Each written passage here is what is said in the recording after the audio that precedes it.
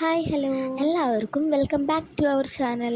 അപ്പോൾ നമ്മൾ കുറേ കാലത്തിന് ശേഷം വീഡിയോ ചെയ്യുകയാണ്. അപ്പോൾ ഇതുവരെ നമ്മൾ കളിച്ച് ചിരിച്ച് നടന്നു. ഇനി നമ്മൾ 10th എസ് എസ് എൽ സിയിലേക്ക് കടക്കാൻ പോവുകയാണ്. അപ്പോൾ അതിൻ്റെ പ്രിപ്പറേഷൻസൊക്കെ എവിടെയായി എന്നുള്ളതാണ് ഞാൻ ഈ വീഡിയോയിൽ പറയുന്നത്. സോ എനിക്കെന്ന് പറയുകയാണെങ്കിൽ ഏപ്രിൽ 2 മുതൽ ഏപ്രിൽ 12 വരെ എനിക്ക് മാത്സിൻ്റെ ബേസിക് ക്ലാസ്സുകൾ ഉണ്ടായിരുന്നു. ബേസിക്സ് ആയിട്ടുള്ള ക്ലാസ്സുകൾ ഉണ്ടായിരുന്നു. അതിൽ എനിക്ക് കുറേ ബേസിക്സ് എല്ലാം എടുത്തിട്ടുണ്ടായിരുന്നു. അപ്പോൾ ഒരു 12 വരെ എനിക്ക് കുറേ പോർഷൻസ് മാത്സിൽ തീർക്കാൻ പറ്റിയിട്ടുണ്ടായിരുന്നു. അതായത് ബേസായിട്ട് വരുന്നത് നമ്മൾ ഒരുപാട് തെറ്റിച്ചേക്കാം എന്ന് തോന്നുന്ന കുറേ സംഭവങ്ങളുണ്ടല്ലോ മാത്സിൽ, അങ്ങനത്തെ കുറേ സംഭവങ്ങൾ വന്നിട്ടുണ്ടായിരുന്നു. ഒരുവിധം എല്ലാ ബേസിക്സും ഞാൻ ഈ 12 വരെ ക്ലിയർ ആക്കിയിരുന്നു. പിന്നെ 12 മുതൽ 22 വരെ ട്യൂഷനിൽ ലീവായിരുന്നു. ലീവ് പ്രഖ്യാപിച്ചതാണ്, ബിക്കോസ് വിഷു ഒക്കെയാണ്. അപ്പോൾ കുറച്ച് ലീവ് ഇത്തിരി ഗ്യാപ്പ് ഇട്ടതാണ്. എൻ്റെ ശബ്ദം ഇങ്ങനെ ഇരിക്കുന്നത്, എനിക്ക് ജലദോഷം, പനി തുടങ്ങിയവയെല്ലാം ഉണ്ട്. അപ്പോൾ അതുകൊണ്ടാണ് ശബ്ദം ഇങ്ങനെ ഇരിക്കുന്നത്. അപ്പോൾ നിങ്ങൾക്ക് ബുദ്ധിമുട്ടുണ്ടെങ്കിൽ കുറച്ച് ക്ഷമിക്കുക, ഹെഡ്സെറ്റ് വെച്ചിട്ട് ഈ വീഡിയോ കാണാതിരിക്കുക. അപ്പോൾ ഇന്ന് 22 ഞാൻ ഈ വീഡിയോ ഷൂട്ട് ചെയ്യുന്നത്. അപ്പോൾ ഇന്ന് മുതൽ എനിക്ക് ട്യൂഷൻസ് രണ്ടാമത് സ്റ്റാർട്ട് ചെയ്തിട്ടുണ്ടായിരുന്നു. അപ്പോൾ 22 ഇന്നത്തെ സബ്ജക്റ്റ് ഹിസ്റ്ററി മാത്സും ആയിരുന്നു. അപ്പോൾ നമ്മൾ അത്യാവശ്യം നല്ല രീതിക്ക് തന്നെ ക്ലാസ്സുകളെല്ലാം പോകുന്നുണ്ട്. അപ്പോൾ ഹിസ്റ്ററി മാത്സും ആണ് ഞാനിപ്പോൾ പഠിക്കാൻ എടുക്കുന്നത്. ഹിസ്റ്ററി സബ്ജക്റ്റ് ഫസ്റ്റ് ചാപ്റ്റർ ആയിട്ടുള്ള ഹ്യൂമാനിസമാണ് പഠിക്കാൻ എടുക്കുന്നത്. ഇതിൽ ഫസ്റ്റ് പേജായിരുന്നു ഇന്ന് എടുത്തിട്ടുണ്ടായിരുന്നത്. മൈൻഡ് മാപ്പും കാര്യങ്ങളൊക്കെ തന്നിട്ടുണ്ടായിരുന്നു. അത് നല്ല വൃത്തിക്ക് തന്നെ എഴുതിയെടുത്തിട്ടുണ്ടായിരുന്നു. അത് ടെക്സ്റ്റിലാണ് എഴുതിയെടുത്തത്. പിന്നീട് നോട്ടിലേക്ക് ഓർത്ത് ഇങ്ങനെ എഴുതിയെടുക്കുകയാണ് ചെയ്തത്. അത് പഠിച്ചു. പിന്നെ ഒരു ചെറിയ നോട്ട്ബുക്ക് ഞാൻ വാങ്ങിയിട്ടുണ്ടായിരുന്നു. എന്തിനാണെന്ന് വെച്ചാൽ ന്യൂ വേർഡ്സ് എഴുതാൻ. അത് നമുക്ക് എക്സാമിന് ഒരുപാട് ഹെൽപ്പ് ചെയ്യുന്ന കാര്യമാണ്. നമ്മൾ ഒരു ചെറിയ നോട്ട് എടുത്തിട്ട് നമുക്കറിയാത്ത വേർഡ്, എന്നും ക്ലാസ് എടുക്കുമ്പോൾ അറിയാത്ത വേർഡ് നമ്മൾ എടുക്കുക, എന്നിട്ട് അതിൻ്റെ മീനിങ് പഠിച്ചു വയ്ക്കുക. അത് നമ്മളതിനെ പിന്നീട് എക്സാം എഴുതുമ്പോൾ ഒരുപാട് ഉപകാരപ്പെടും. ഹിസ്റ്ററി അതാണ് പറയാനുള്ളത്. പിന്നെ സാറ് പറഞ്ഞൊരു കാര്യം എന്താണെന്ന് വെച്ചാൽ 9th അപേക്ഷിച്ച് 10th ഹിസ്റ്ററി ഭയങ്കര സിമ്പിളാണെന്നാണ്. 9th ഇത്തിരി കടുവട്ടിയായിട്ടുള്ള സാധനങ്ങൾ പഠിക്കാനുണ്ട്, കുറേ ഓർത്ത് വയ്ക്കാനുണ്ട്.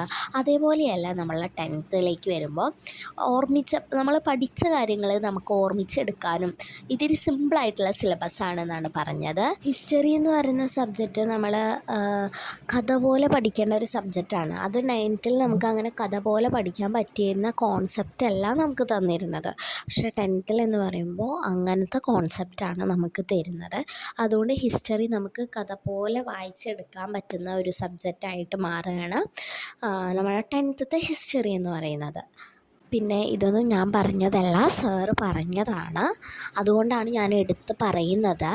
ഇല്ലെങ്കിൽ നമുക്കറിയില്ല, ബിക്കോസ് നമ്മൾ പഠിച്ചു വരുന്നതേ ഉള്ളൂ, നമ്മൾ പഠിക്കാൻ സ്റ്റാർട്ട് ചെയ്തിട്ടില്ല.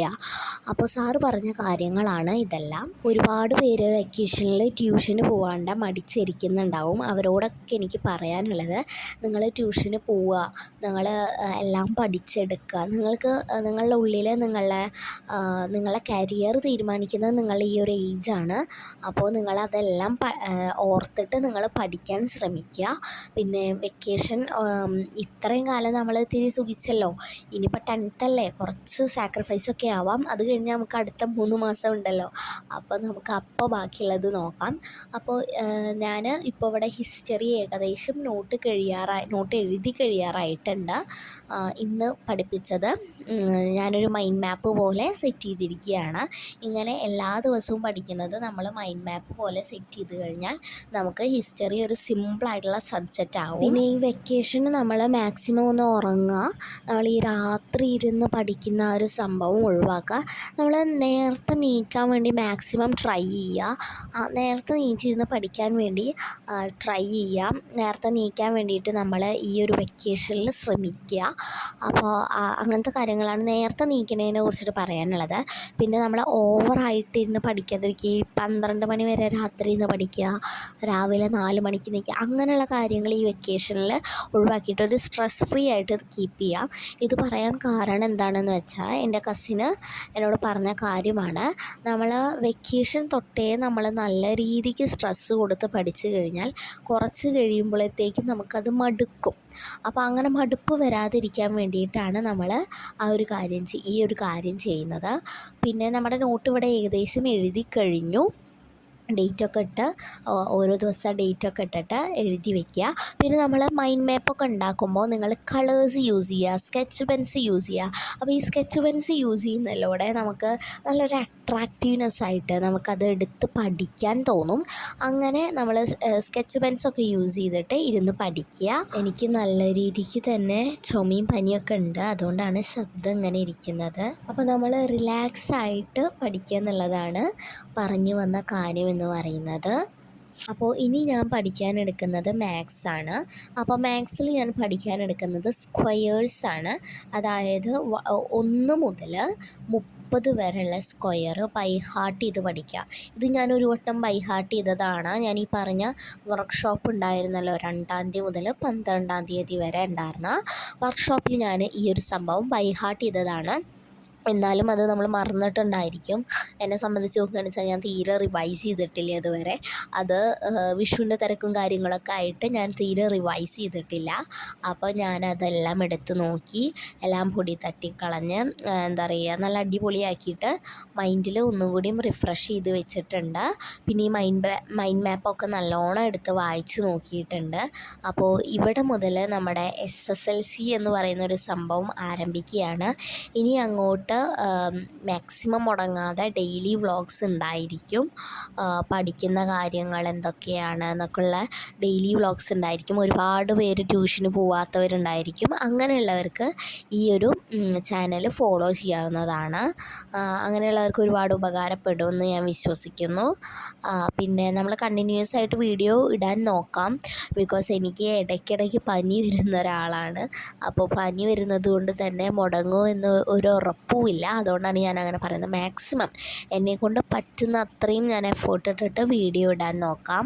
ട്യൂഷന് പോകുന്ന ഒരുവിധം എല്ലാ കുട്ടികൾക്കും ഇപ്പോൾ ട്യൂഷൻ ആരംഭിച്ചിട്ടുണ്ടായിരിക്കും.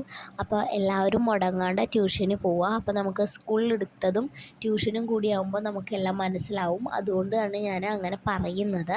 ഇപ്പോൾ എൻ്റെ കേസ് എന്ന് പറയുകയാണെങ്കിൽ ട്യൂഷനിലെടുക്കുന്നത് നന്നായിട്ട് മനസ്സിലാവുന്നുണ്ട്. അത് വീട്ടിൽ വന്ന് വായിക്കുന്നുണ്ട്. അതുപോലെ തന്നെ ഇനി സ്കൂളിലെടുക്കുമ്പോൾ സ്കൂളിൽ നിന്ന് പഠിക്കുന്നുണ്ട്, അത് വീട്ടിൽ വന്ന് വായിക്കും. അപ്പോൾ നമുക്ക് നന്നായിട്ട് നമ്മുടെ മൈൻഡിൽ അത് സ്റ്റോർ ചെയ്യാൻ പറ്റും. പിന്നെ മാത്സ് പഠിക്കുമ്പോൾ നിങ്ങൾ ബൈ ഹാർട്ട് ചെയ്യാനുള്ള കാര്യങ്ങൾ ബൈ ഹാർട്ട് ചെയ്ത് തന്നെ പഠിക്കണം. അല്ലാത്ത കാര്യങ്ങൾ ബൈ ഹാർട്ട് ചെയ്യരുത്. അത് നമ്മൾ എഴുതി പഠിക്കേണ്ടതാണ്. അപ്പോൾ മാത്സ് പഠിക്കേണ്ട ടിപ്സ് നമ്മുടെ ചാനലിൽ നമ്മൾ ഓൾറെഡി അപ്ലോഡ് ചെയ്തിട്ടുണ്ട്. ഒരു ഗിവ് അവേയുടെ ഒരു അനൗൺസ്മെൻറ്റ് നമ്മളെ ചാനലിൽ നടക്കുന്നുണ്ട്. 2K ഗിവ് അവേ ആണ്. 2K ആയാലാണ് നമ്മൾ ഗിവ് അവേ കൊടുക്കാൻ പോകുന്നത്. അപ്പോൾ നമ്മളുടെ ഫാമിലിയിലേക്ക് ചേരാത്തവരാണെങ്കിൽ നമ്മളെ ഫാമിലിക്ക് ചേരുക. പിന്നെ നിങ്ങളുടെ മുന്നിലൂടെ എൻ്റെ ഈ ഒരു SSLC കാലഘട്ടം ഈ ഒരു SSLC പീരീഡ് ഞാൻ നിങ്ങളുടെ മുന്നിലൂടെ ചുവട് വയ്ക്കുന്നതായിരിക്കും. നമുക്ക് ഒരുമിച്ച് മുന്നേറണം. നമുക്ക് റിസൾട്ട്സ് എല്ലാം നോക്കണം.